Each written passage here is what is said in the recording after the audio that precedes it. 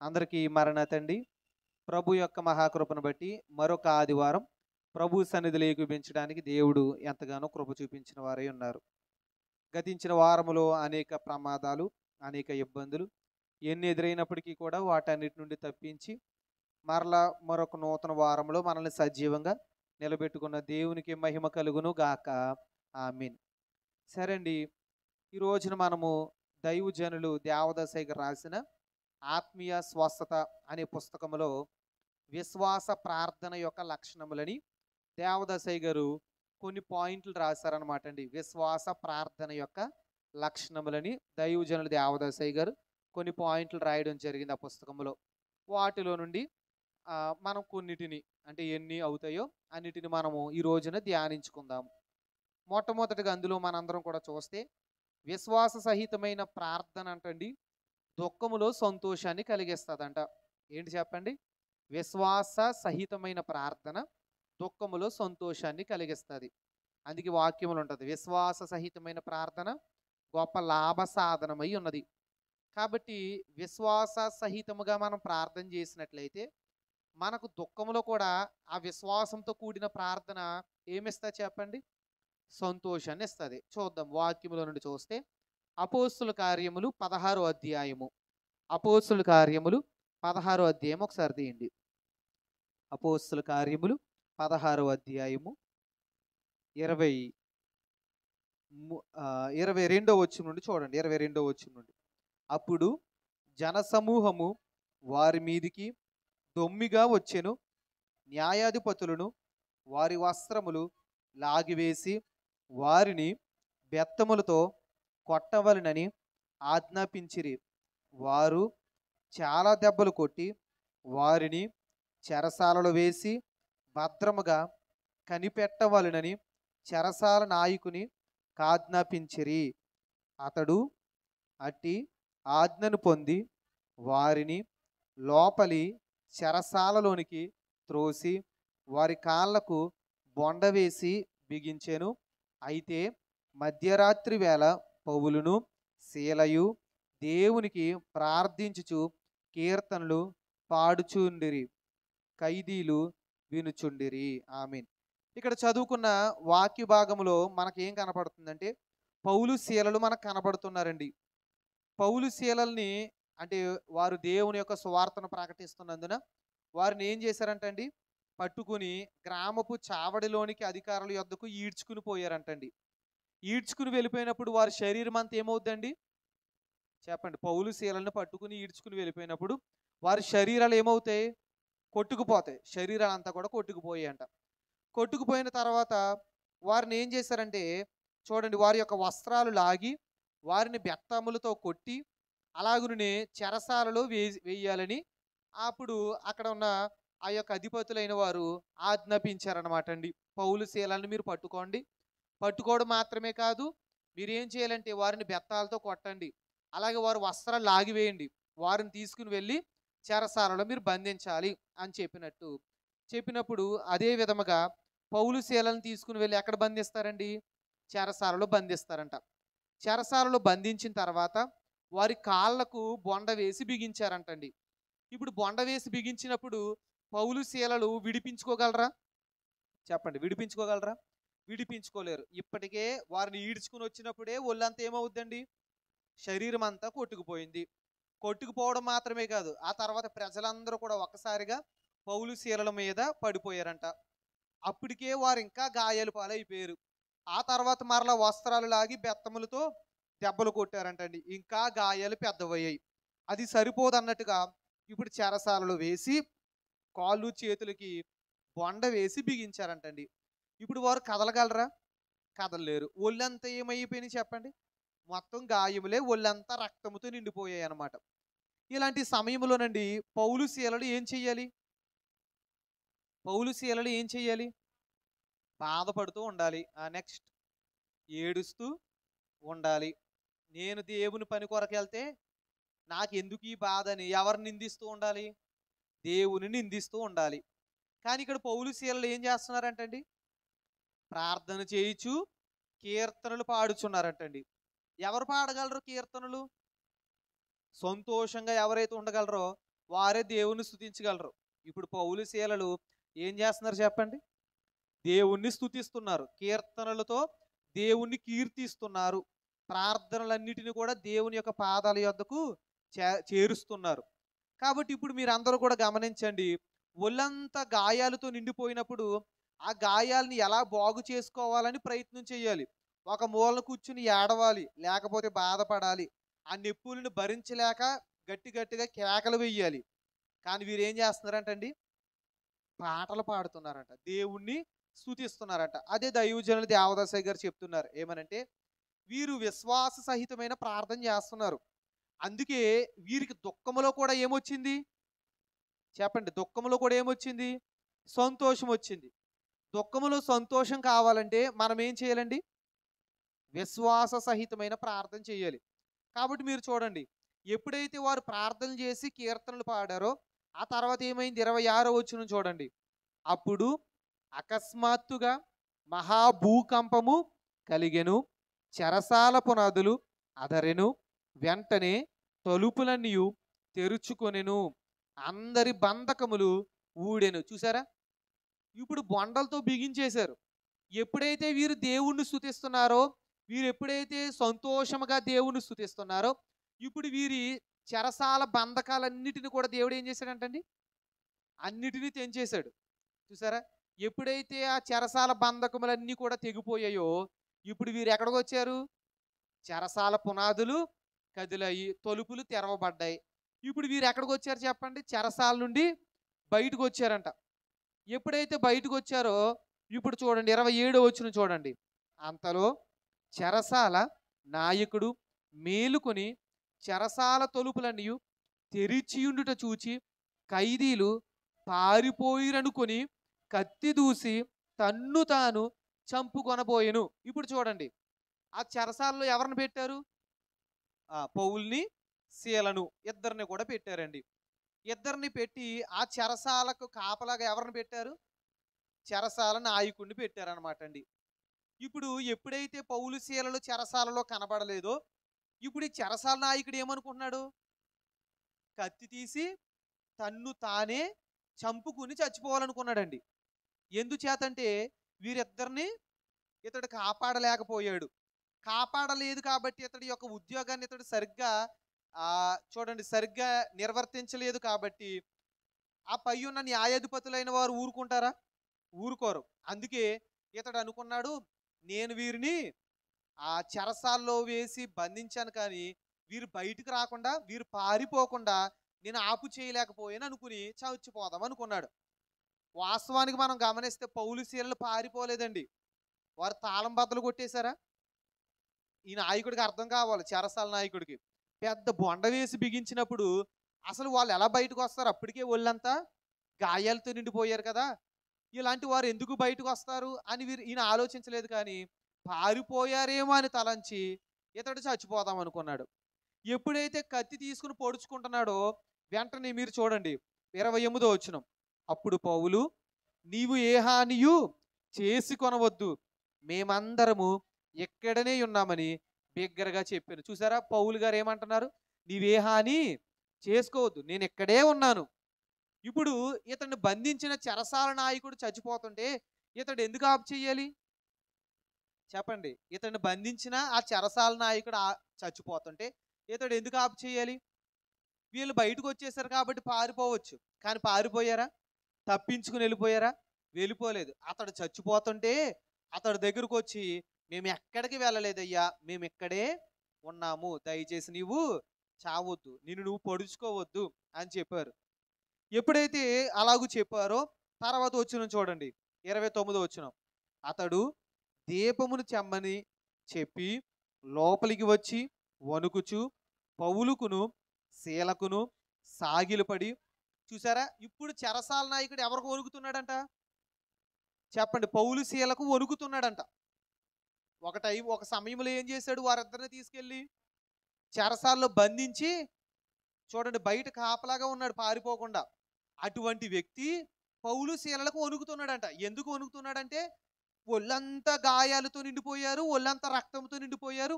అలాంటి వారు ఎలాగై చెరసాల బంధకముల్లో నుండి బయటకు వచ్చారు? బయటకు రావడమే కాదు, మరలా నేను చచ్చిపోతున్నప్పుడు కూడా మరలా వెనక్కొచ్చి నన్ను కాపాడారు.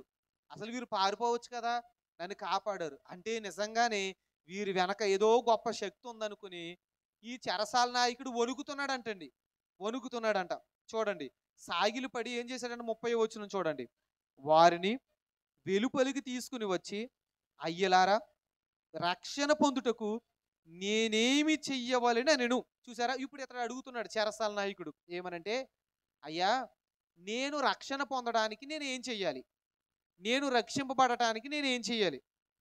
మీరు రక్షింపబడ్డారు కాబట్టి రక్షింపబడిన మిమ్మల్ని దేవుడు కాపాడుకున్నాడు, బంధకాల నుండి విడిపించుకున్నాడు కదా. ఈరోజు మరి నేను కూడా రక్షింపబడాలంటే ఏం చెయ్యాలి అని పౌలు శీలను అడుగుతున్నాడు. ఇప్పుడు ఇక్కడ ఉన్న వారలారా, మీరందరూ కూడా రక్షణ తీసుకున్న వారే. ఇంకా ఎవరైనా రక్షణ అంటే బాప్తిస్మం తీసుకోలేని వారు ఉన్నట్లయితే వారు కూడా ఏం తీసుకోండి చెప్పండి, త్వరగా దేవుణ్ణి వేడుకుని, ఎందుకంటే వాక్యంలో ఉంది కదా, నమ్మి బాప్తిస్మము పొందుడి, నమ్మి బాప్తిస్మం పొందిన వాడే రక్షింపబడును, నమ్మని వానికి శిక్ష విధింపబడునని వాక్యంలో రాయబడి ఉన్నది. కాబట్టి ఒకవేళ ఎవరైనా బాప్తిస్మం లేని వారు ఉంటే తీసుకోండి. ఇతడు అదే ఆశ కలిగి అడుగుతున్నాడు, ఏమనంటే, నేను రక్షింపబడాలంటే ఏం చెయ్యాలి, ఏం చెయ్యాలి అని అడుగుతున్నాడు. అడిగినప్పుడు వీరు సమాధానం చెప్తున్నారు ఏంటంటే 31 చూడండి. అందుకు వారు, ప్రభువైన యేసునందు విశ్వాసముంచుము, అప్పుడును నీవును నీ ఇంటి వారును రక్షణ పొందుదురని చెప్పి. చూసారా, పౌలు శీలలు అంటున్నారు, నీవు ప్రభువైన యేసునందు విశ్వాసం ఉంచితే నీవును నీ ఇంటి వారును కూడా రక్షింపబడతారు అని ఈ పౌలు శీలలు ఎవరికి చెప్తున్నారు చెప్పండి? ఎవరికి చెప్తున్నారు? చెరసాల నాయకుడికి చెప్తున్నారు. ఇప్పుడు మీరు గమనించండి, మీరు కూడా విశ్వాసముతో ఉన్నట్లయితే ఎవరి యందండి? యేసు ప్రభు వారి యందు మీరు కూడా విశ్వాసం యందు ఉన్నట్లయితే మీరు రక్షింపబడతారు, మీ కుటుంబం కూడా రక్షింపబడుతుంది. అందుకే మీ కుటుంబం కొరకు కూడా మీరు ఎలాంటి ప్రార్థన చేయాలి? విశ్వాస సహితమైన ప్రార్థన చేయాలి. ప్రభు, నా కుటుంబాన్ని రక్షించుకోండి అని విశ్వాస సహితమైన ప్రార్థన మీరు ఎప్పుడైతే చేస్తారో మీ కుటుంబానికి దేవుడు ఏమిస్తాడు చెప్పండి? రక్షణ ఇస్తాడు. ఇప్పుడు మీరు చెప్పండి, రక్షణ కంటే గొప్ప బహుమానం ఏదైనా ఉందా? ఇప్పుడు మీరు బాగా ఆలోచించినట్లయితే చెరసాల నాయకుడు అసలు ఏమనుకున్నాడు? ఎప్పుడైతే వీరు తప్పించేసుకున్నారు, పారిపోయారు అనుకున్నాడో, ఎప్పుడైతే ఇతడికి తెలిసిందో అతడు ఏమనుకున్నాడు చెప్పండి? తన్ను తాను చంపేసుకోవాలి అనుకున్నాడు, పొడుచుకుని చచ్చిపోవాలనుకున్నాడు. చచ్చిపోవాలనుకున్న వ్యక్తి ఎవరికి భయపడి చచ్చిపోవాలనుకున్నాడు? అధికారులకి, అంటే న్యాయాధిపతులైన వారికి, పైనున్న అధికారులకు భయపడి చచ్చిపోవాలనుకున్నాడు. పౌలు శీలలు తప్పించుకోవడానికి గల కారణం నువ్వే అని ఇతడి మీద నేరం మోపుతారేమో అని భయపడి, వారు నేరం మోపక ముందే, వారు చంపివేయక ముందే నేనే చచ్చిపోదాం అనుకున్నాడు. తీరా చూస్తే ఇప్పుడు ఏమంటున్నాడండి? ఎప్పుడైతే పౌలు శీలలు వచ్చి అతని యొక్క మరణాన్ని ఆపు చేశారో వెంటనే నాకు రక్షణ ఇవ్వండి అన్నాడు. అప్పుడు భయం ఉందా? ముందు భయపడ్డా లేదా? పైనున్న అధికారులకు భయపడిన వ్యక్తి ఇప్పుడు ఏమి లేదు చెప్పండి? భయం లేదు. ఇప్పుడు వారు వచ్చి చంపేస్తారు కదా, వారు వచ్చి నన్ను అడుగుతారు కదా అనే భయం ఎవరికి లేదు? ఈ చెరసాల నాయకుడికి లేదు. ఎందుచేతంటే పౌలు శీలలు దేవుని మీద ఆనుకున్నప్పుడు దేవుడు వారిని చెరసాల నుండి విడిపించాడు కదా. ఈరోజు నేను కూడా దేవుని మీద ఆనుకుంటాను, నేను కూడా రక్షణ పొందుకుంటాను. ఇప్పుడు నా దేవుడు కూడా నన్ను ఏం చేస్తాడు? రక్షించుకుంటాడు. ఆ దేవుడు నన్ను విడిపిస్తాడు, ఆ బంధకాల నుండి, అధికారుల నుండి నన్ను విడిపిస్తాడు అని ఇతడు నమ్మి నేను రక్షింపబడాలంటే ఏం చేయాలని అడుగుతున్నాడు. ఎందుకంటే అన్నిటికంటే గొప్పది, ప్రాణం కంటే కూడా గొప్పది రక్షణ అని నాయకుడు తెలుసుకున్నాడండి. ప్రాణం పోతే పోయింది, రక్షణ లేకుండా పోవడం ఎందుకు అనుకున్నాడు. అందుకే ప్రాణం కంటే గొప్పది ఏమని తెలుసుకున్నాడు? రక్షణ అని తెలుసుకున్నాడు. అందుకే నేను రక్షింపబడాలంటే నేను ఏం చెయ్యాలి అని అడిగినప్పుడు వీళ్ళు ఏం చెప్పారు? మీరు యేసునందు విశ్వాసం ఉంచితే నీవు రక్షింపబడతావు, నీ ఇంటి వారును రక్షింపబడతారు అని చెప్పినప్పుడు ఏం చేశాడు చూడండి. 32 వచ్చిన, అతనికి అతని ఇంటినున్న వారు అందరికీ దేవుని వాక్యం బోధించరు. చూసారా, ఇప్పుడు అంటండి పౌలు శీలలు ఎక్కడికి వెళ్ళారు? నాయకుడి ఇంటికి వెళ్ళారు. వీళ్ళు ఏం బోధించారంట? అతనికిని అతని ఇంటనున్న వారికి అందరికీ దేవుని వాక్యం బోధించరు. ఇప్పుడు మిమ్మల్ని అడుగుతాను చెప్పండి, మీ కుటుంబంలో మీరే ఈ రోజు దేవుని వాక్యాన్ని వింటున్నారా? మీ ఇంటి వారందరూ వింటున్నారా? చెప్పండి. మరి మీ ఇంటి వారు కూడా వినాలి కదా! చెప్పండి. వాక్యం ఎంతమంది వినాలి? చెప్పండి. ఆ! మీ చెప్పండి. వాక్యం ఎంతమంది వినాలి చెప్పండి?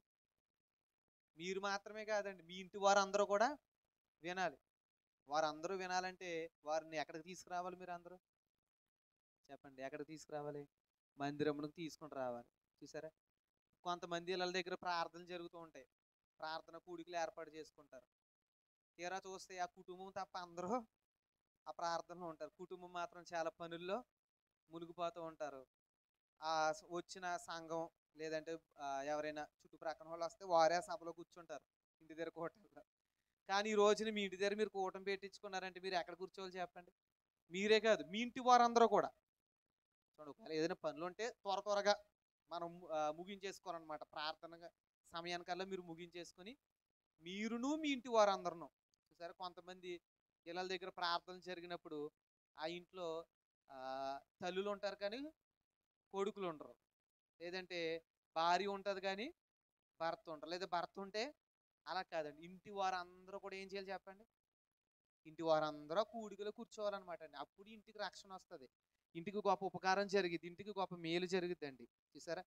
ఈసారి నుండి మీరు ప్రభు మా ఇంటి దగ్గర ఎప్పుడైనా మీరు స్తుతి కూడికలు ఎప్పుడు ఏర్పాటు చేసుకుంటూనే ఉంటారు కాబట్టి మీరు ప్రార్థన చేసుకోండి. ఏమనంటే ప్రభు మా ఇంటి దగ్గర స్తుతి కూడిక ఏర్పాటు చేసుకున్నాం. మా కుటుంబం అంతా ఆ ప్రార్థనలో కూర్చోవడానికి మాకు అవకాశం కల్పించండి. విస్తారమైన పనులు పెట్టుకుని మార్త వలె మీరు ఉండిపోకూడదండి. మరి వలె ఏం చేయాలి? ఎక్కడ కూర్చోవాలి? ప్రభు పాదాల దగ్గర కూర్చోవాలి. అదే ప్రభు కోరుకుంటున్నాడు.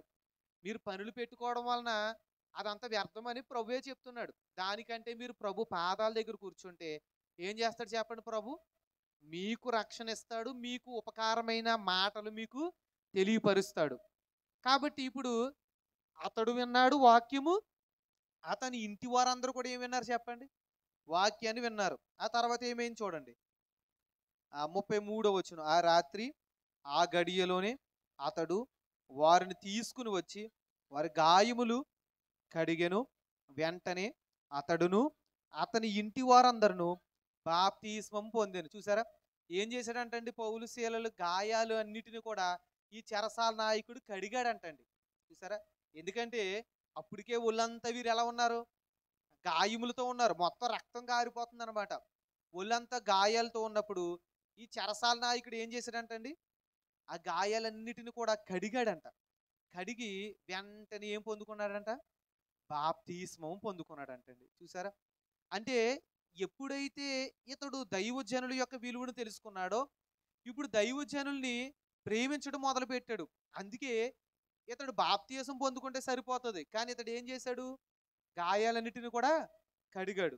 అంటే ఇతడు ఎవరి యొక్క విలువను తెలుసుకున్నాడంటే, దైవజనుడయ్యున్న పౌలు శీలల యొక్క విలువను ఇతడు తెలుసుకున్నాడండి.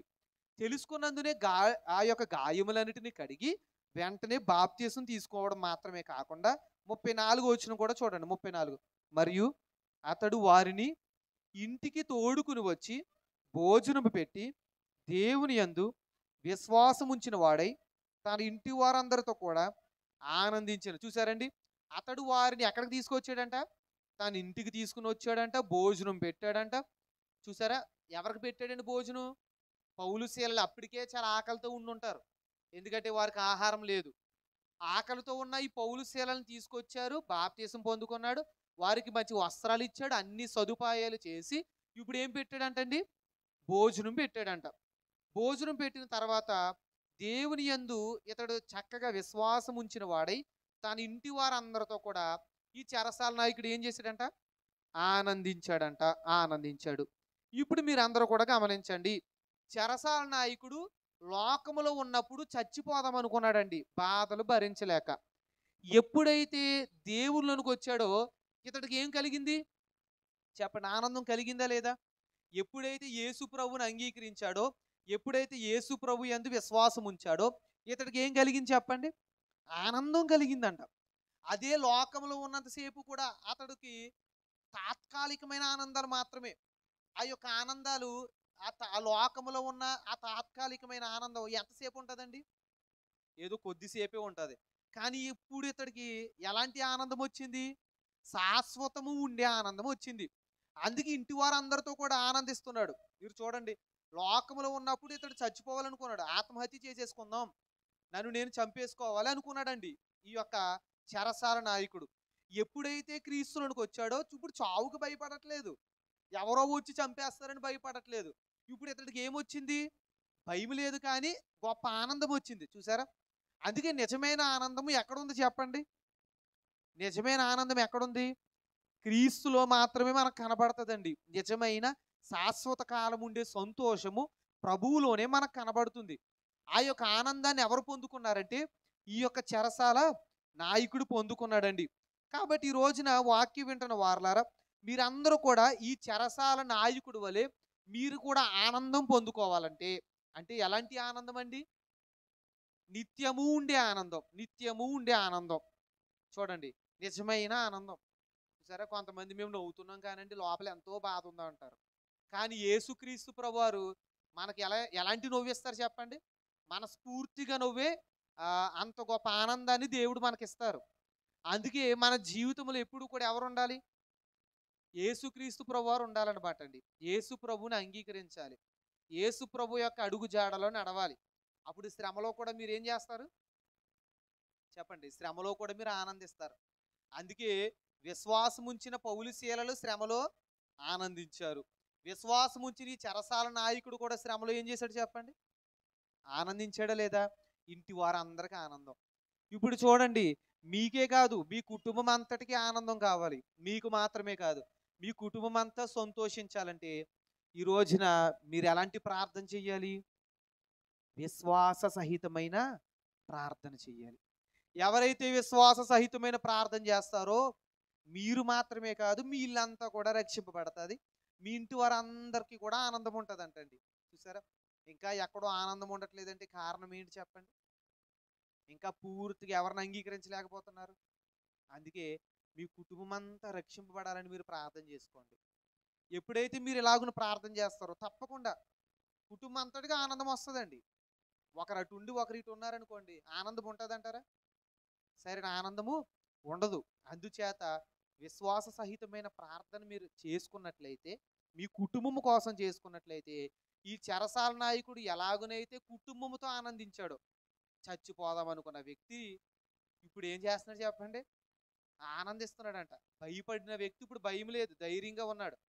బాధలో చచ్చిపోదాం అనుకున్న వ్యక్తి ఇప్పుడు ఆనందిస్తున్నాడు. ఇంకా బ్రతకాలనుకుంటున్నాడు, క్రీస్తులో బ్రతకాలనుకుంటున్నాడు. చూసారా? లోకంలో ఉన్నంతసేపునండి మరణమే వస్తుంది. అయ్యగారు అన్నారు కదా, లోకంలో ఎలాంటి లోకం అంటండి? గత్తర లోకము, వ్యాధుల లోకము, విషపురుగుల లోకము, దయ్యాల లోకము, దయ్యాలకు లోబడిన మనుషులు ఉన్న లోకం. ఈ లోకం అంతా ఎలాంటి చెప్పండి? బయట అడుగు పెట్టామంటే ఏదో ఒక ప్రమాదం చూస్తూనే ఉన్నాం. వార్తల్లో అనేక ప్రమాదాలు మనం చూస్తూనే ఉన్నామండి. రోజుకు ఒక మరణ వార్త, ఒకటేంటి ఎన్నో మరణ వార్తలు మనం వింటున్నాం వార్తల్లో చూస్తుంటే. కాబట్టి ఇంత భయంకరమైన లోకములో మానవుడు జీవించాలంటే ఇప్పుడు ఎంత కష్టం. అందుకే ఇప్పుడు చూడండి, చాలా మంది ఆత్మహత్యలు కూడా ఎక్కువైపోతున్నాయి. మన రీసెంట్గానే ఒక విద్యార్థిని నీకు ఎందుకురా తక్కువ మార్కులు వచ్చాయని తిడితే ఆ విద్యార్థి అంటే ఆత్మహత్య చేసుకుని చచ్చిపోయిందంటండి. చూసారు? అప్పటికి చాలా మార్కులు వచ్చాయంటండి, ఎక్కువ మార్కులే వచ్చాయంట. మంచి మార్కులు వచ్చినప్పటికీ కూడా ఇంకా రావాలి కదని కొంచెం గద్దించడాన్ని బట్టి ఏం చేసిందంటండి? ఆత్మహత్య చేసుకుని చచ్చిపోయిందంట. ఇలాంటి సూసైడ్స్ ఎంతమంది చేసుకోవట్లేదు? చూడండి, పెద్ద పెద్ద ధనవంతులు, పేరుగాంచిన వ్యక్తులు, చాలా మంది పాపులర్ సెలబ్రిటీస్ ఉన్నారు లోకంలో. వారు కూడా ఏం చేస్తున్నారు చెప్పండి? ఆత్మహత్యలు చేసేసుకుంటున్నారు. ఎందుచేత? లోకం ఏమైనా నిజమైన ఆనందాన్ని తెచ్చిపెడుతుందా? తెచ్చిపెట్టట్లేదు. లోకం ఎప్పుడు కూడా మనిషిని చూడండి ఇంకా కృంగదీసేస్తుంది అనమాట. ఇంకా ఇంకా చచ్చిపోవాలనే స్థితికి తీసుకుని వెళ్ళిపోతుందండి. అందుకే ఎంత డబ్బు ఉన్నప్పటికీ కూడా కొంతమందికి ఏం కలగట్లేదు చెప్పండి? డబ్బు ఏమైనా ఆనందం తెచ్చిపెడితే ధనవంతులు ఎందుకు చచ్చిపోతారు? చూసారా? ఈ రోజున అనేక మంది చచ్చిపోతున్నారంటండి. చూసారా? ఆత్మహత్యలు చేసేసుకుని. ఎందుచేత అంటే వారు ఎక్కడున్నారు చెప్పండి? లోకములో ఉన్నారు. ఈ రోజున మీరు గమనించండి, క్రీస్తులో ఉన్న వారికి శ్రమ వెంబడి శ్రమ, శ్రమ వెంబడి శ్రమ వస్తున్నప్పటికీ కూడా వారు ఇంకా ధైర్యంగా నిలబడగలుగుతున్నారు. చూసారా? ధైర్యంగా నిలబడగలుగుతున్నారు. ఎన్ని శ్రమలు వచ్చినా తట్టుకుని నిలబడగలుగుతున్నారు. కానీ నేను చచ్చిపోవాలని మాత్రం అనుకోవట్లేదండి. ఎవరి మీద ఆధారపడుతున్నారు వారు? నా దేవుడు ఎప్పటికైనా నా సమస్యను తీసివేస్తాడు కదా అని విశ్వాసంతో ఆధారపడగలుగుతున్నారు క్రీస్తులో ఉన్నవారు. చెప్పండి. అందుకే ఈ రోజున ఇక్కడ ఉన్న వారులారా మీకు శ్రమలు లేవా? ఉన్నాయా? చెప్పండి. ఉన్నాయి. ఇన్ని శ్రమలు ఉన్నప్పటికీ కూడా మీరు ఎందుకు నిలబడగలుగుతున్నారు? ఏదో రోజు నన్ను గొప్ప స్థితిలో నిలబెడతాడు కదా నా ప్రభువు అనే విశ్వాసం మీకు ఉంది. అందుకే ఒకవేళ ఎవరికైనా ఇంకెందుకు వచ్చిన జీవితం, చచ్చిపోతే ఏ గొడవ ఉండదు అని ఎవరైనా అనుకుంటున్నారేమో. అలా అనుకోవద్దండి. మీరు ఎవరి మీద ఆధారపడాలి? ఒకవేళ అలా అనుకున్నట్లయితే మీరు ఇంకా ఎక్కడ ఉన్నట్టు? లోకంలో ఉన్నట్టేనండి. మీరు అలా అనుకోకూడదు. ఎక్కడికి వచ్చేయాలి చెప్పండి? క్రీస్తులోనికి వచ్చారనమాట. ఈ జీవితం ఎవరిచ్చారు? చెప్పండి. ఈ జీవితం ఎవరిచ్చారు? దేవుడిచ్చిన జీవితం, దేవుడిచ్చిన ప్రాణం, దేవుడిచ్చిన శరీరం. ఈ శరీరం మీద, ఈ యొక్క ఆత్మ మీద, ఈ జీవం మీద పూర్తి హక్కు ఎవరికి ఉంది చెప్పండి? దేవునికే ఉంది. అందుకే మీరు ఎప్పుడు కూడా దేవుని మీద ఆధారపడేవారుగా ఉండండి. దేవుడి మీద ఆధారపడేవారుగా ఉండండి. అప్పుడు మీ శ్రమలు, ఎన్ని శ్రమలు వచ్చినా, ఎన్ని అడ్డులు వచ్చినా, ఎన్ని ఆటంకాలు వచ్చినా మరణం మీ యొద్దకు రాకుండా దేవుడు మిమ్మల్ని కాపాడతాడు. మరణం అతడి యొద్దకు వచ్చినప్పుడు అతడి యొద్దకు పౌలు శీలను పంపి దేవుడు కాపాడా లేదండి? కాపాడాడు, రక్షించుకున్నాడు కదా. ఈరోజు మనల్ని అలాగే రక్షించుకుంటాడు. అందుచేత విశ్వాస సహితమైన ప్రార్థన మనందరం కూడా చేద్దాం.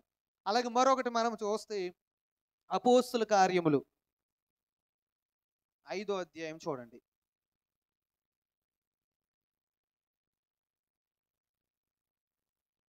అపోస్తుల కార్యములు 5వ అధ్యాయము 17వ వచనం చూడండి. విశ్వాస సహితమైన ప్రార్థన అంటండి లోకాధికారులకు భయమును ఆశ్చర్యమును కలిగించును అని అయ్యగారు అన్నారు. ఇది కూడా ఏంటో మనం చూద్దాం. అపోస్తుల కార్యములు 5వ అధ్యాయము 17వ వచనం. ప్రధాన యాజకుడును అతనితో కూడా ఉన్న వారందరూ అనగా సద్దుకయ్యులు తెగవారు లేచి మత్సరముతో నిండుకొని అపోస్తులను బలత్కారముగా పట్టుకొని పట్టణపు చెరసాలలో ఉంచిరి. అయితే ప్రభుదూత రాత్రివేళ ఈ చెరసాల తలుపులు తీసి వారిని వెలుపలికి తీసుకుని వచ్చి మీరు వెళ్ళి దేవాలయంలో నిలవబడి. ఇక్కడ మీరు అందరూ కూడా గమనించండి. మొట్టమొదటిగా నేనేం చెప్పానండి? దైవజనులు రాసిన పుస్తకంలో నుండి రోజు మీకు వివరిస్తున్నాను. విశ్వాస సహితమైన ప్రార్థన దుఃఖములు ఏమిస్తుంది చెప్పండి? సంతోషమును ఆనందమును ఇస్తుందని చెప్పాను. ఇది ఒకటి. రెండవది ఏంటంటే విశ్వాస సహితమైన ప్రార్థన అండి లోకాధికారులకు భయమును ఆశ్చర్యమును కలిగిస్తుంది అన్నారు అయ్యగారు. విశ్వాస సహితమైన ప్రార్థన లోకాధికారులకు భయమును ఆశ్చర్యమును కలిగిస్తుంది అన్నారు. కాబట్టి ఈ యొక్క వచనాల్లో మనందరం కూడా గమనించినట్లయితే చూడండి, ప్రధాన యాజకుడును అతడితో పాటు ఉన్న కొంతమంది ఏం చేశారంటండి? అపోస్తులైన వారిని పట్టుకున్నారంట. పట్టుకుని బలత్కారముగా పట్టుకుని పట్టణపు చెరసాలలో ఉంచారంటండి. ఇప్పుడు చూడండి, అపోస్తులైన వారిని పట్టుకుని ఏం చేశారంటే ప్రభు యొక్క శిష్యులైన వారిని పట్టుకుని చెరసాల్లో వేశారు. ఎప్పుడైతే చెరసాల్లో వేశారో, చెరసాల్లో బంధించాడో ఈ ప్రధాన యాజకుడు, ఇప్పుడు ప్రభుదూత ఎక్కడికి వచ్చిందంట? చెరసాల్లోకి వచ్చిందంట. చెరసాల్లోకి వచ్చి ఆ చెరసాల తలుపులు తీసిందంటండి. తీసి వారిని వెలుపలికి తీసుకుని వచ్చి మీరు వెళ్ళి దేవాలయములు నిలవబడి 20వ వచనం చూడండి.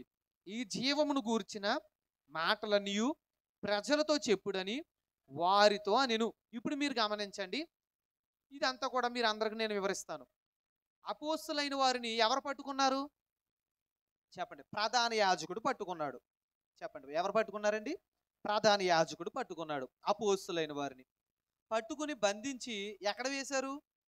చెరసాల్లో వేశారు. చెరసాల్లో వేసి బంధించేసిన తర్వాత ఇప్పుడు చెరసాల్లోనికి అంటండి రాత్రిపూట దేవదూత వచ్చిందంట. దూత వచ్చంట ఈ చెరసాల్లో ఉన్న వారితో ఏమంటుందంటే, ఈ చెరసాల తలుపు నేను తీశాను కాబట్టి మీరు దేవాలయంలోనికి వెళ్ళి దేవుని యొక్క వాక్యాన్ని మీరు బోధించండి. దూత ఏమి చెప్పిందండి? దేవాలయానికి వెళ్ళి దేవుని వాక్యాన్ని బోధించండి అని దూత చెప్పింది. అసలు ఈ ప్రధాన యాజకుడును అతడితో పాటు ఉన్నవారు ఈ అపోస్తులైన వారిని ఎందుకు పట్టుకున్నారయ్య అంటే, వీరు బోధిస్తున్నందుకే పట్టుకున్నారండి. వీరు దేవుని యొక్క వాక్యాన్ని ప్రకటిస్తున్నారు. అందుచేతనే వీరిని పట్టుకుని చెరసాల్లో వేస్తే మరలా ఇప్పుడు దూత వచ్చి చెరసాల తలుపు తీసి ఏమంటుందండి? మీరు దేవాలయంలోనికి వెళ్ళి దేవుని యొక్క వాక్యాన్ని బోధించండి అని చెప్పిందంట. ఎప్పుడైతే దూత అలా చెప్పిందో వీరు ఏం చేశారంటే 21వ వచనం చూడండి. వారు ఆ మాట విని తెల్లవారుగానే దేవాలయములోనికి వెళ్ళి బోధించుచుండిరి. ప్రధాన యాజకుడును అతనితో కూడా ఉన్నవారును వచ్చి చూడండి. ఇప్పుడు ఏం చేశారంట, దూత ఎప్పుడైతే దేవాలయానికి వెళ్ళి మీరు బోధించండి అని చెప్పారో, ఇప్పుడు వీరందరూ కూడా దేవాలయానికి వెళ్ళారంట, బోధించారంటండి. ఇప్పుడు దేవాలయానికి వెళ్ళి వీరు ఏం చేస్తున్నారంట, బోధిస్తున్నారంటండి. ఇలాగను బోధిస్తున్న క్రమంలో ఇప్పుడు ఈ యొక్క ప్రధాన యాజకులు అతడితో పాటు ఉన్న అధికారులు అంటున్నారు, నిన్న చెరసాల్లో బంధించాం కదా, వారందరిని అపోస్తులు ఉన్నారు కదా, ఆ చెరసాల నుండి అపోస్తులైన వారిని నా దగ్గరకు తీసుకుంటారండి అని ఆజ్ఞ ఇచ్చి బంట్రోతులైన వారిని పంపాడంటండి. ఇలా పంపినప్పుడు చెరసాల దగ్గరకు వచ్చి చూస్తే చెరసాల తలుపు వేసినట్టుగా ఉందంట, వేసిన తాళం వేసినట్టుగానే ఉందంటండి. కానీ చెరసాల లోపల ఎవరు లేరు చెప్పండి, అపోస్తులైన వారు లేరు. పేతురు గారు అలాగే పేతురుతో గారితో పాటు ఉన్న వ్యక్తులు ఎవరు కూడా ఎక్కడ లేరండి, అపోస్తులైన వారు ఎవరో చెరసాలలో లేరు. ఎందుకు లేరండి, ఎందుకు లేరు? అప్పటికే దేవదూత ఏం చేసింది, తీసుకుని వెళ్ళిపోయింది. దేవదూత తీసుకుని వెళ్ళిపోయి దేవాలయంలో బోధించమని చెప్పింది. వీళ్ళు వెళ్ళి ఏం చేసుకుంటున్నారు, వీళ్ళ పనులు చేసేసుకుంటున్నారు. వీళ్ళు ఏమనుకుంటున్నారు, ప్రధాన యాజకుడు ఈ యొక్క చూడండి అక్కడ ఉన్న సద్దుకాయలు లేదంటే అక్కడ ఉన్న గొప్ప గొప్ప శాస్త్రులు అనుకుంటున్నారు, ఆ చెరసాల్లో వేస్తాం కదా అపోస్తులకు ఇప్పుడు బుద్ధి వచ్చి ఉంటుంది, ఇప్పుడు ఇంకా గట్టిగా బుద్ధి చెప్దాం, ఇంకా శిక్ష వేద్దామని వారిని తీరా పిలిపించుకుంటే వారు ఎక్కడ లేరంటండి, చెరసాల్లో లేరంట. చెరసాల్లో లేకపోవడం ఏంటి, వారు ఎక్కడికి వెళ్ళారని వెతకడం ప్రారంభించారంట. ఎక్కడ వెతికినా వీరు కనపడట్లేదు. తీరా ఒక ఆయన వచ్చి చెప్పాడంట, ఏమనంటే మీరు వెతుకుతున్న అపోస్తులైన వారు ఇంకా మీరు ఎక్కడెక్కడ వెతుకుతున్నారు, వారు వెళ్ళి చక్కగా దేవాలయంలోనికి వెళ్ళి వాక్యాన్ని బోధించుకుంటున్నారు అని చెప్పారంటండి. చూసారా, వీళ్ళు ఏమనుకున్నారు, మేము బంధించేసామనుకున్నారు. తీరా ఇప్పుడు వీళ్ళు ఏం చేశారండి, బయటకు వచ్చేసి ఏం చేస్తున్నారు, దేవుని యొక్క పనిని మేము ఆపు చేసాం బంధించి అనుకున్నారు. పనిని ఆపు చేయగలిగారా చెప్పండి, పనిని బంధించగలిగారా, ఆపు చేయలేకపోయారంట.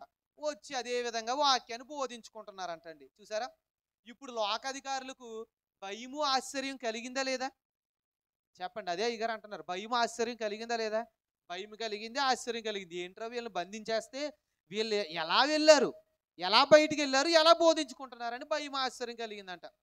ఇప్పుడు దేవాలయంలో బోధిస్తున్న అక్కడ ఉన్న అపోస్తులైన వారందరిని పిలిపించి ఏమంటున్నారు చూడండి. మీరు చూస్తే 25వ వచనం 26 అండి. అధిపతి బంట్రౌతులతో కూడా పోయి ప్రజలు రాళ్ళతో కొట్టుదురేమని భయపడి బలాత్కారం చేయకయే వారిని తీసుకుని వచ్చి సభలో నిలబెట్టగా. చూడండి, ఇప్పుడు బంట్రౌతులు పంపారు, మీరు వాళ్ళు ఎక్కడ ఉన్నారనుకుంటున్నారు, దేవాలయంలో ఉన్నారు, వారిని తీసుకురండి, మీరు వారిని తీసుకుని రండి అని చెప్పినప్పుడు వీళ్ళు ఎలా తీసుకెళ్ళట్లేదంటండి చెప్పండి, బలాత్కారం చేసి తీసుకెళ్ళట్లేదంటండి, భయపడ్డారంట. ఎక్కడ ప్రజలు మమ్మల్ని రాళ్ళతో కొట్టేస్తారని ఈ బంట్రౌతులైన వారు భయపడి మొత్తం మీద ఈ దేవాలయంలో బోధిస్తున్న అపోస్తులైన వారందరినీ ఎక్కడికి తీసుకెళ్లారంటండి, ఆ సభలోకి తీసుకెళ్లారు. అంటే ప్రధాన యాజకులు అక్కడ ఉన్న గొప్ప అధికారులు వీరందరూ ఉన్నారు చూసారా, వారి దగ్గరికి తీసుకెళ్లారంట.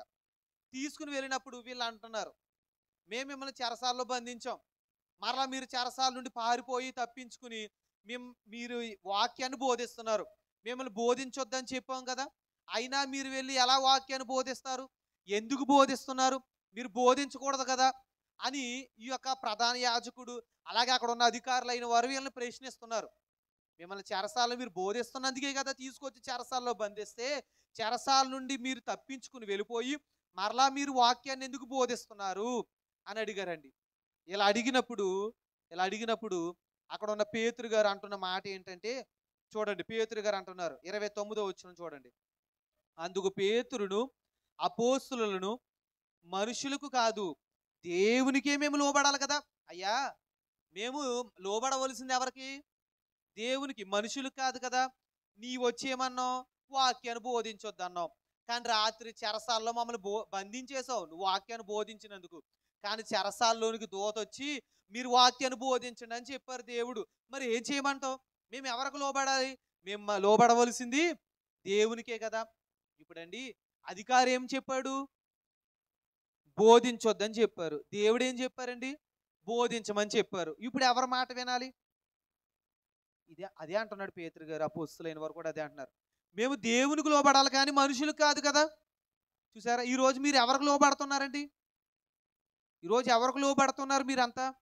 మనుషులకు లోబడుతున్నారా? దేవునికి లోబడుతున్నారా? చెప్పండి, ఎవరికి లోబడుతున్నారు? చాలా మందిని చూస్తుంటే మనుషులైన వారికి ఏం చేస్తున్నారు చెప్పండి?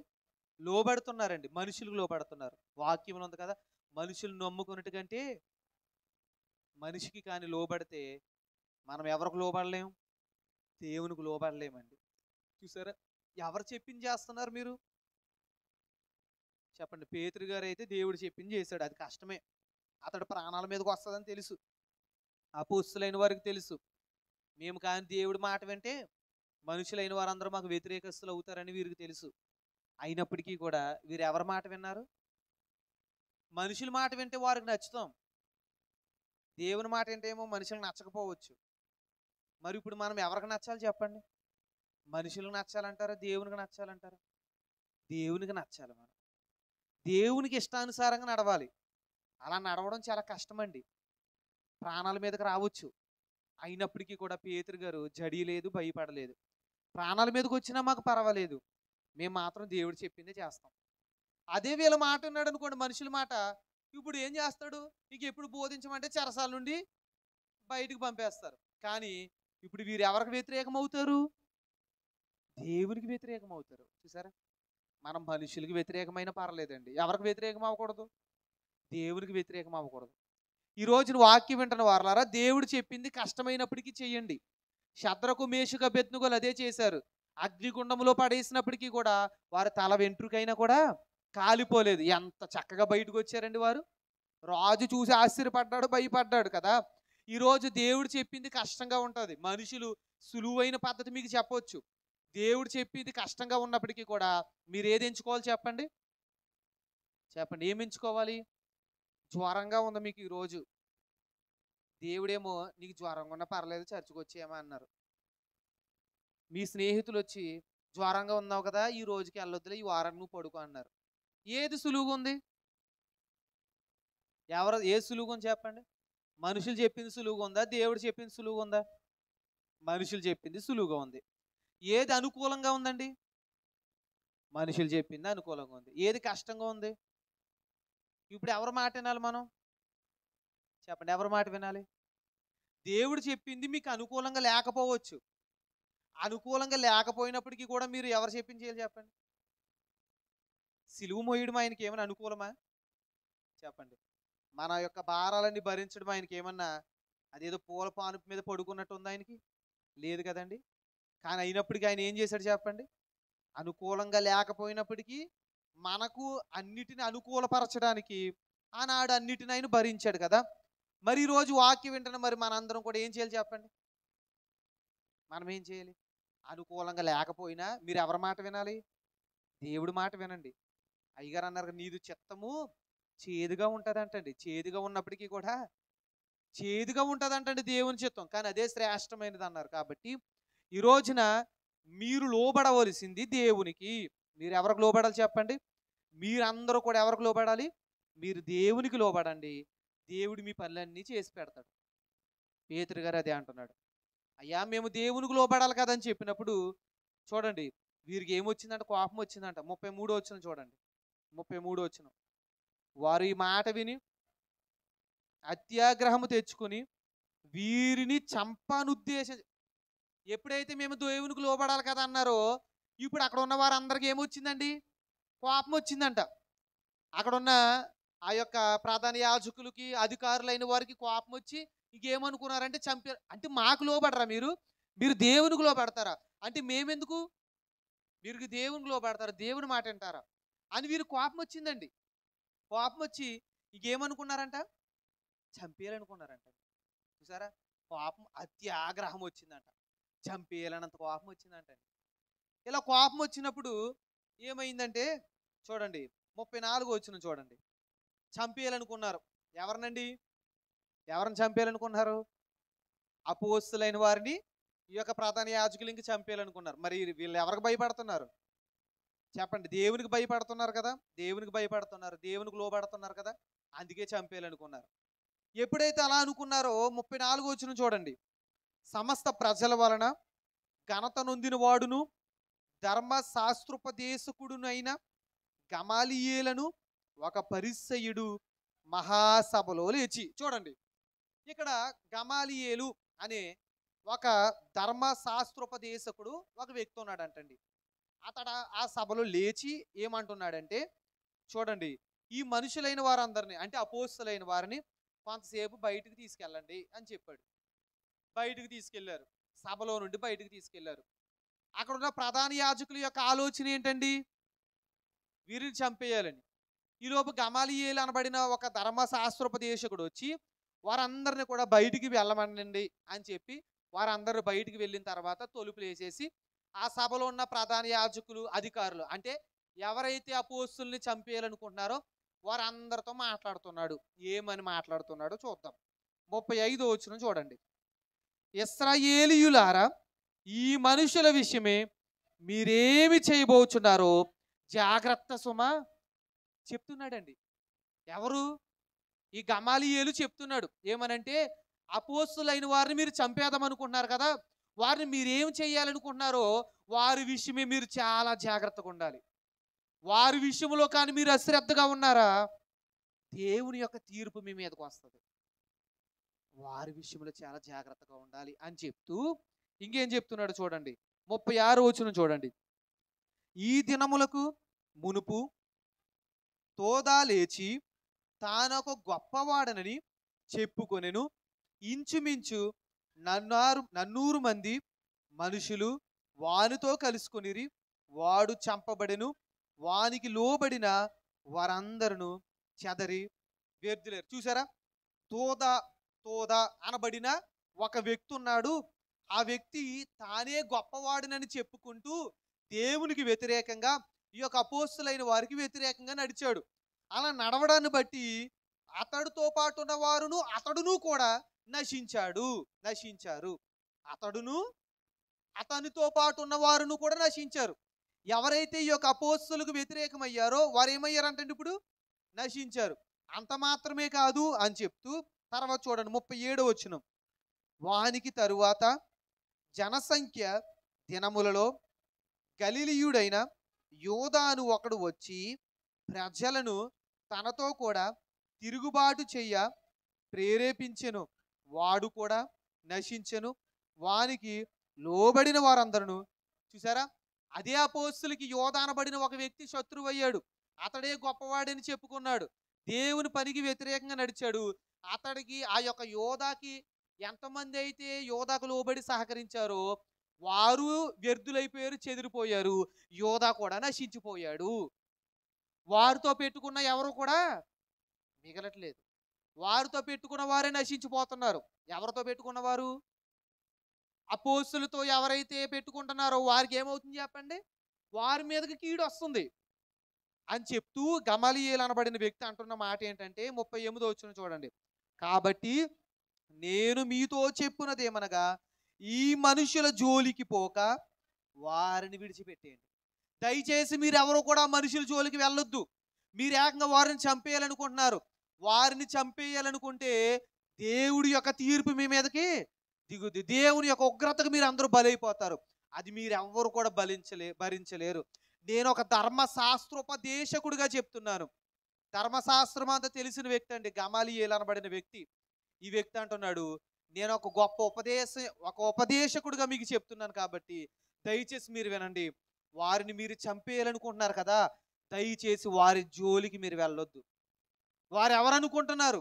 పైకి వారు ఒక సామాన్యమైన వ్యక్తులుగా మీరు బంధిస్తే చెరసాల్లోకి వెళ్ళి కూర్చుంటున్నారు, మీరు పెట్టింది తింటున్నారు అనుకుంటున్నారేమో. వారి వెనక మహా గొప్ప శక్తి, దేవుని యొక్క శక్తి ఉంది. ఆ శక్తిని మీరు ఎదుర్కోలేరు. వారి వెనక ఏ శక్తి ఉందంటండి? దైవ శక్తి ఉంది. ఆ శక్తిని మీరు ఎదుర్కోలేరు. వారి వెనక ఉన్న దేవుణ్ణి మీరు ఎదుర్కోలేరు. వారి చుట్టూ ఉన్న అగ్ని కంచెని మీరు దాటుకుని వెళ్ళలేరు. వారి చుట్టూ ఉన్న పరలోకపు దూతల కంచెను మీరు దాటుకుని వెళ్ళలేరు. దయచేసి వారి జోలికి వెళ్ళొద్దు.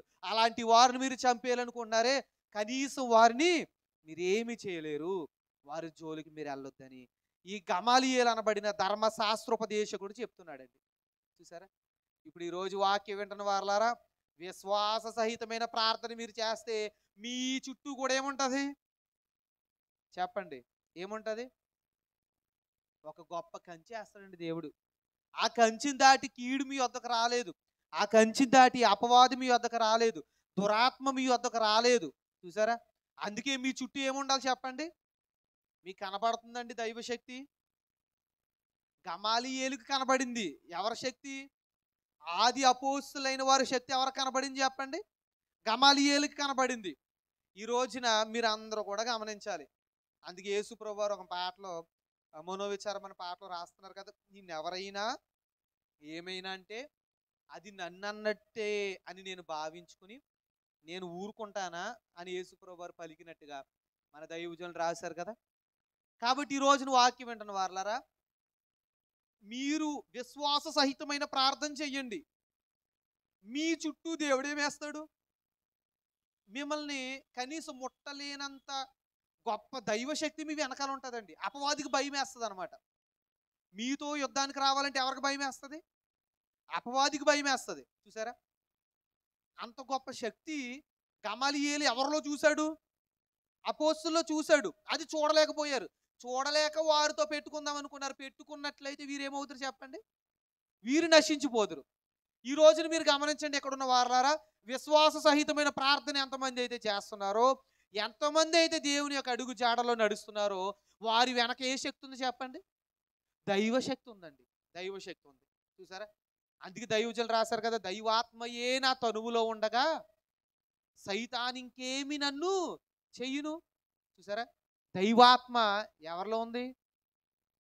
మనలో ఉంటే దురాత్మ ఏం చేస్తుంది? అపవాది ఏం చేస్తుంది చెప్పండి? చూసారా? అందుకే మీరు అందరూ ఎరిగిన వారే, ఎలీషా దగ్గర కూడా ఒక వ్యక్తి ఉండేవాడు. చుట్టూ అతన్ని ఎలీషాని చంపేయాలనుకుని ఒక పెద్ద సైన్యమే వచ్చేసిందంటండి చంపేయాలనుకుని. అతడున్న ఇంటి చుట్టూ మొత్తం చుట్టూ మాటు కాసేశారు. పెద్ద పెద్ద ఆయుధాలు రథాలు అన్నిటిని పట్టుకుని వచ్చేసారండి. ఎవరిని చంపడానికి? ఎలీషా ప్రవక్తను చంపేయడానికి. ఆ ప్రవక్త దగ్గర ఒక శిష్యుడు వెళ్ళి చూసి అంటాడు ఎలీషా ప్రవక్తతో, ఎలీషా, ఇక మన పని, గురువుగారు ఇంక మన పని అయిపోయినట్టే, చుట్టూ మనల్ని చంపడానికి శత్రువులు వచ్చేసారంటే ఎలీషా గారు ప్రార్థన చేస్తారు ఏమనంటే, ఈ గుడ్డివాని కనులు తెరువుమని ప్రార్థన చేయగా అప్పుడు వెళ్ళి చూస్తాడండి, ఇతడిని చుట్టుముట్టేసిన సైన్యాన్ని ఎవరి సైన్యం చుట్టుముట్టేస్తుందంట? దేవుని సైన్యం చుట్టుముట్టేసి ఉంటుందంట. అప్పుడు ఇతడికి ధైర్యం కలిగిద్దంట. చూసారా? ఈ రోజున వాక్యం వింటున్న వారలారా, మిమ్మల్ని ఒకవేళ సాతాను సైన్యం చుట్టేస్తే ఆ సాతాను సైన్యాన్ని ఎవరు చుట్టేస్తారు? దేవుడి సైన్యం చుట్టేస్తుందంటండి. చూసారా? సాతాను ఒకవేళ మీ మీ మీద ఎన్నో బాణాలు, కీడులు, లేదా కష్టాలు, అనారోగ్యాలు అన్నిటిని తెచ్చేసి మీ చుట్టూ పెట్టేశాడు అనుకోండి, అవి మీ మీదకి రాకుండా దేవుడు ఏం చేస్తాడు చెప్పండి? నుండి కూడా పడతాడు. ఈ రోజున వాక్యం వింటున్న మీరందరూ కూడా ఏం గమనించాలి? మీరందరూ ఏ ప్రార్థన చేయాలండి? విశ్వాస సహితమైన ప్రార్థన చేయండి. విశ్వాస సహితమైన ప్రార్థన చేయండి. అప్పుడు దైవశక్తి మీ వెంబడే ఉంటుంది. ఎప్పుడైతే ఈ గమాలియేలు అనబడిన ధర్మశాస్త్రోపదేశకుడు చెప్పాడో, వీళ్ళందరికీ చెప్పాడో, ఇప్పుడు వీరేం చేశారో చూడండి. 39వ వచనం. దేవుని వలన కలిగినది ఆయన, మీరు వారిని వ్యర్థపరచలేరు. మీరు ఒకవేళ దేవునితో పోరాడు వారు అవుదురు సుమి. చూసారా? అపోస్తులతో మీరు పెట్టుకున్నట్లయితే మీరు ఎవరితో పోరాడువారు? దేవునితో మీరు పోరాడగలరా చెప్పండి? అపోస్తులతో పెట్టుకున్నారంటే వీరు ఎవరితో పోరాడుతున్నట్టు? దేవునితో పోరాడుతున్నారు. దేవునితో పోరాడగలరా? ఎవరైనా పోరాడగలరండి? ఎవరు పోరాడలేరు. చూసారా? దేవుడికి ఉన్నంత శక్తి ఎవరికి ఉందండి చెప్పండి? ఎవరికైనా ఉందా? ఎవరికి లేదు. దేవునితో పోరాడు వారు అవుదురు. మీరు అపోస్తులను బంధించేస్తున్నాం అనుకుంటున్నారు, వారు వెనకున్న దేవుణ్ణి బంధిస్తున్నారు. మీరు ఆ దేవుణ్ణి మీరు బంధించగలరా? అందుకే వారు చెరసాల నుండి అంత సులువుగా బయటకు వచ్చారు. వారి పనిని మీరు ఆపు చేయలేరు అని ధర్మశాస్త్రోపదేశకుడు ఎప్పుడైతే చెప్పాడో, ఇప్పుడు అధికారులకి భయం కలిగిందంట అండి. ఇప్పుడు ఆశ్చర్యం కలిగిందంట. చంపేయాలనుకున్న వీరు ఇప్పుడు ఏమనుకుంటున్నారు? సాతాను మీ మీద బాణం వేసి వేద్దామని వస్తాడండి మీ దగ్గరికి అంటూ. దేవుడు ఏం చేస్తాడు చెప్పండి? మీ వెనకున్న కంచెని చూసి, దేవుని యొక్క శక్తిని చూసి సాతాను ఏమి చేస్తాడు చెప్పండి? ఏం చేస్తాడు? పారిపోతాడు. చూసారా? ఒక సామాన్యమైన వ్యక్తి, ఫర్ సపోజ్ ఒక సామాన్యమైన వ్యక్తి మీ ఇంటి మీద రాళ్ళు వేయడానికి వచ్చాడు అనుకోండి. తీరా మీ ఇంట్లో ముఖ్యమంత్రో లేదా ప్రధానమంత్రి ఉంటే ఆ వ్యక్తి ఏం చేస్తాడండి? మిమ్మల్ని చూస్తే అతనికి ధైర్యం వస్తుంది. అతను మీ అనుకున్న వారిని చూస్తే అతడు భయం వేసి ఏం చేస్తాడు? పారిపోతాడు కదా. ఈ రోజున మన వెనక ఎవరున్నారు చెప్పండి? దేవుడే ఉన్నాడు, మన పక్కన ఉన్నాడు, మన వెనక ఉన్నాడు, మనలో ఉన్నాడు, మనతో ఉన్నాడు. చూసారా? మన ముందు ఉన్నాడు. చూసారా? ఇశ్రాయేలు ప్రజలు నడిపించుకుంటుంది ఎవరు? దూత వస్తానంటే ఒప్పుకున్నారా చెప్పండి? మోషే గారు ఒప్పుకున్నారా? నువ్వే రావాలి ప్రభు, నువ్వే రావాలి, నీ సన్నిధి మాత్రమే రావాలి. మోషే గారు అడుగుతున్నారు. అందుకే పగల మేఘస్తంభంగా, రాత్రి అగ్ని స్తంభం గుండి దేవుడు నడిపించుకున్నాడు కదా. ముందుండి నడిపించుకున్నాడు, పక్కనుండి నడిపించుకున్నాడు, వెనకుండి నడిపించుకున్నాడు. అందుకే సముద్రం అడ్డు వచ్చినా వెళ్ళాడు, అమలేకులు అడ్డు వచ్చినా వెళ్ళాడు, శత్రువులు అడ్డు వచ్చినా వెళ్ళాడు. ఎవరు అడ్డు వచ్చినా వారందరినీ జయించుకుంటూ వెళ్ళడమే వారి పని. కారణం ఏంటండి? వారికి ఎవరు తోడై ఉన్నారు? చూసారా? దేవుడు మీకు తోడై ఉంటే ఏ కష్టం మీ దగ్గరకు వస్తా చెప్పండి? అన్నిటిని మీరు ఏం చేయగలరు? కష్టాలన్నింటి తొక్కుకుంటూ వెళ్ళిపోతారు. అనారోగ్యాలు వస్తే తొక్కుకుంటూ వెళ్ళిపోతారు, నష్టాలు వస్తే తొక్కుకుంటూ వెళ్ళిపోతారు. చూసారా? అంత గొప్ప స్థితిలో దేవుడు మిమ్మల్ని నిలబెడతాడు. ఎప్పుడయ్యా అంటే మీరు విశ్వాస సహితమైన ప్రార్థన చేసినప్పుడు. మీరు ఆ విశ్వాసంతో కూడిన ప్రార్థన మీరు చెయ్యండి. మీకు వచ్చిన కష్టాలనైనా, బాధలైనా, ఇబ్బందులు దేనైనా మీరు తొక్కుకుంటూ వెళ్ళిపోగలరు. చూసారా? యేసు ప్రభు వారు నీటి మీద నడిచినట్టుగా మీరు కూడా దేని మీద నడవగలరు చెప్పండి? దేని మీద నడవగలరు? మీ కష్టాల మీద, మీ శ్రమల మీద, మీ బాధల మీద నడవగలరు. అవి ఎక్కడ ఉన్నాయండి ఇప్పుడు చెప్పండి? శ్రమలే వాస్తవానికి ఎక్కడ వచ్చి కూర్చుంటాయి? మన శిరస్సు మీద కూర్చుంటున్నాయి కదా. ఇప్పుడు వాటిని మీరు ఏం చేయాలి? తొక్కుకుంటూ వెళ్ళాలంటే మీరు ఏ ప్రార్థన చేయాలి చెప్పండి? విశ్వాస సహితమైన ప్రార్థన చేస్తే అపవాదికి మిమ్మల్ని చూసి భయం వేస్తుంది అంటండి. చూసారా? అదే అయ్యగారు అంటున్నారు. ఈ రోజున మిమ్మల్ని ఒకవేళ అపవాదికి మిమ్మల్ని చూస్తే అసలు భయం వేస్తుంది అంటారా చెప్పండి? మిమ్మల్ని చూస్తే భయం వేస్తుంది అంటారా? ఇప్పుడు ఓ చీమ మీతో యుద్ధానికి వచ్చినప్పుడు మీలో ఎంతమంది భయపడతారు? ఎవరిని భయపడతారండి? ఓ సింహం మీతో యుద్ధానికి వచ్చినప్పుడు మీలో ఎంతమంది భయపడతారు? అందరూ భయపడేవారే. ఇప్పుడు చూడండి, ఇప్పుడు మీరు ఆ యొక్క అపవాదికి చీమలా కనపడాలా, సింహంలా కనపడాలండి? అపవాదికి చీమలా కనపడితే వాడు నలిపేస్తాడు. సింహంలా కనపడితే భయపడి పారిపోతాడు. చూసారా? అపవాదికి సింహంలా మీరు కనపడాలంటే మీ వెనక ఎవరు ఉండాలి? ఎవరు తోడు మీకు అవసరం? విశ్వాస సహితమైన ప్రార్థన చెయ్యండి.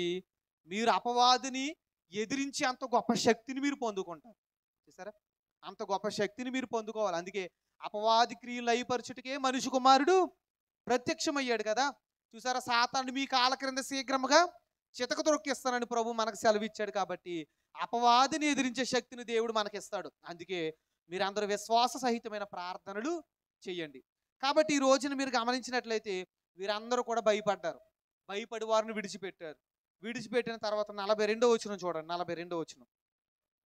చంపేయాలనుకున్న వారు విడిచిపెట్టారు. విడిచిపెట్టిన తర్వాత ప్రతిదినము దేవాలయములోను ఇంటింటను మానక బోధించుచు యేసే క్రీస్తుని ప్రకటించుచుండిరి. చూసారా? ఏ బోధ అయితే బోధిస్తున్నారని వీరిని చంపేయాలనుకున్నారో వీరిని విడిచిపెట్టిన తర్వాత అదే బోధను మరలా ప్రకటిస్తుంటే ఇంక అధికారులకు ఏం పుట్టింది చెప్పండి? భయం పుట్టిందంట. చూసారా? ఈ రోజున మనుషులు చంపేయగలరేమో కానీ బోధన చంపగలరా? చూసారా? యేసు ప్రభువారు బోధిస్తూ ఉన్నప్పుడు 12 మంది కూర్చుని వినేవారు. 12 మంది కూర్చుని వినేవారు. ఈ రోజున యేసు ప్రభుని చంపేశారు. చంపేసిన తర్వాత అపోస్తలైన వారు వచ్చారు. ఆ 12 మంది కొన్ని వేల మందికి, కొన్ని లక్షల మందికి చెప్పారు, కొన్ని కోట్ల మందికి చెప్పారు. వారిని చంపేశారు. వారి తర్వాత వచ్చారు. ఎంతమందిని చంపినప్పటికీ కూడా ఈరోజు క్రైస్తవులు ఏమవుతున్నారు చెప్పండి? ఇంకా వృద్ధి అవుతూనే ఉన్నారు. వాక్యాన్ని ఎవరైనా చంపగలుగుతున్నారా? బోధన ఎవరైనా ఆపు చేయగలుగుతున్నారా? దేవుని పనిని ఆపు చేయగలుగుతున్నారా? చూసారా? ఆపు ఏ పనినైతే ఆపు చేయాలని వీరిని చంపాలనుకున్నారో ఆ పని ఆగకుండా దేవుడే ఏం చేస్తున్నాడు చెప్పండి? సాగిస్తూ ఉన్నాడు కదా. ఈ రోజున వాక్యం వింటున్న వారలారా, నేను చెయ్యకపోతే ఎవరు చేస్తారు ఈ పని ఒకవేళ అని మీరు ఎవరైనా అనుకుంటే ఎప్పుడు మనం అలా అనుకోకూడదండి. మనం ఎప్పుడైనా దేవుడి పని నేనే చేయవలసి వస్తుంది, నేను చేయకపోతే ఎవరు చేస్తారు ఇవన్నీ అనుకోకూడదు. ఎవరు చేస్తారు చెప్పండి? ఎవరు చేస్తారు? నేను చేయనంటే ఇక్కడ ఇదిగోండి దేవుడు ఈ ప్రసంగ పీఠంతో ఈ పోడియంతో మీ అందరితో మాట్లాడేస్తాడు. చూసారా? అంత గొప్ప శక్తి ఎవరికుంది? దేవునికి ఉందండి. అవసరమైతే గాడిదని తీసుకొచ్చి బిలాముకు చెప్పినట్టుగా బుద్ధి చెప్పిస్తాడు. ఈ రోజున దేవుడి పని ఎలాగైనా సాగిద్దండి. ఎలాగైనా ఆయన చేసుకుంటాడనమాట. ఈ రోజున అందుకే మనం చేస్తే మనం ధన్యులమవుతాం. దేవుడి పనికి మనం సహకరిస్తే దేవుడు మనకు అనేకమైన దీవెనలు ఇస్తారు. కాబట్టి ఈ రోజు మన దేవుడి పని మనం కూడా చేసేవారిగా ఉండాలి. దేవుడు ఎలాగైనా చేసుకుంటాడు కదని మనం చేయకుండా కూర్చుంటే, నా తండ్రి నన్ను ఎలాగైనా పోషిస్తాడు కదని బిడ్డ స్కూల్కి వెళ్లకుండా, పనికి వెళ్లకుండా, ఉద్యోగానికి వెళ్లకుండా ఇంట్లోనే కూర్చొని ఉంటే ఆ బిడ్డ పెద్దవాడైకి ఏమవుతాడు చెప్పండి? సోమరివాడు అవుతాడు. ఎందుకు పనికిరాని వాడు అయిపోతాడు. చూసారా? అందుకే ఈ రోజున మనం ఎవరి పని చెయ్యాలి? దేవుని పని చెయ్యాలి. కాబట్టి ఈ రోజున వాక్యం వింటున్న మనందరూ కూడా దేవుడి పని చేసేవారుగా మనందరం కూడా ఉందాం. అలా ఉండి మనం నిలబడితే చూడండి, అపోస్తులైన వారిని ఎలాగైతే చెరసాల నుండి విడిపించుకుని తీసుకొచ్చాడో పేతురు గారిని, అలాగే పౌలు శీలల్ని ఎలాగనైతే బంధకాల నుండి విడిపించి తీసుకొచ్చారో, మనకున్న బంధకాలు ఏం బంధకాలండి మీకున్నవి?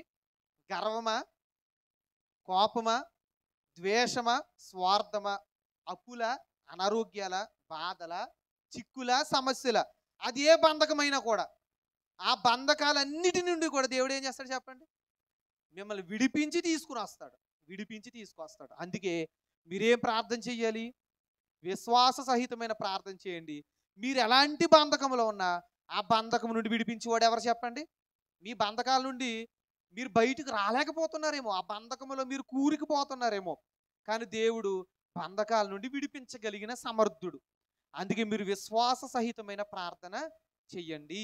కాబట్టి ఈ రోజున అలాగున చేద్దాం. కాబట్టి ఇంకా అనేకమైనవి ఉన్నాయి కాబట్టి అవి మరొకసారి మనం నేర్చుకుందాం. కాబట్టి విశ్వాస సహితమైన ప్రార్థన మనం చేద్దాం. కాబట్టి ఆత్మీయ శ్వాసత అనే పుస్తకంలో అయ్యగారు రాశారనమాట అండి విశ్వాస ప్రార్థన యొక్క లక్షణములని. అందులో నుండి రోజు మనం 2 తెలుసుకున్నాం. ఇంకా ఎన్నో అనేకమైనవి ఉన్నాయి కాబట్టి మరొక మరి ఎప్పుడైనా మనం వివరించుకుందాం. కాబట్టి మీరందరూ కూడా విశ్వాస సహితమైన ప్రార్థన చేయండి. ఎందుకంటే విశ్వాస సహితమైన ప్రార్థనే గొప్ప లాభ సాధనమై ఉన్నది. కాబట్టి అట్టి విధంగా విశ్వాసహితమైన ప్రార్థన అందరూ చేయండి. అట్టి భాగ్యం దేవుడు దయచేను గాక. మహోన్నతుడ, మహాపరిశుద్ధుడ, మహాగణుడైన దేవ, మీకే స్తుతులైన స్తోత్రములు. కొద్ది నిమిషాలు వాక్యం ద్వారా మీరు మా అందరితో మాట్లాడండి దేవ. విశ్వాస సహితమైన ప్రార్థనలో మా అందరి బహుబలంగా నిలబెట్టుకోమని, మీ అందరి ప్రభా మా అందరు నిలబెట్టుకోమని నేను ఎంతగానో వేడుకొనిచున్నాం తండ్రి. వాక్యానుసారంగా ప్రభా బంధకాల నుండి మీరు కూడా మమ్మల్ని విడిపించండి. ఆనాడు చెరసాల నుండి పౌలు శీలను విడిపించారు. అలాగే ప్రభు పేతురు గారు అపోస్తులను విడిపించారు కదా. అట్టి విధంగా మమ్మల్ని కూడా విడిపించి మా బంధకాల నుండి విడిపించి మీరే సహాయం అనుగ్రహించమని యేసు నామమున అడుగుచున్నాం తండ్రి. ఆమేన్. సరేనా? అందరికీ మరణాత.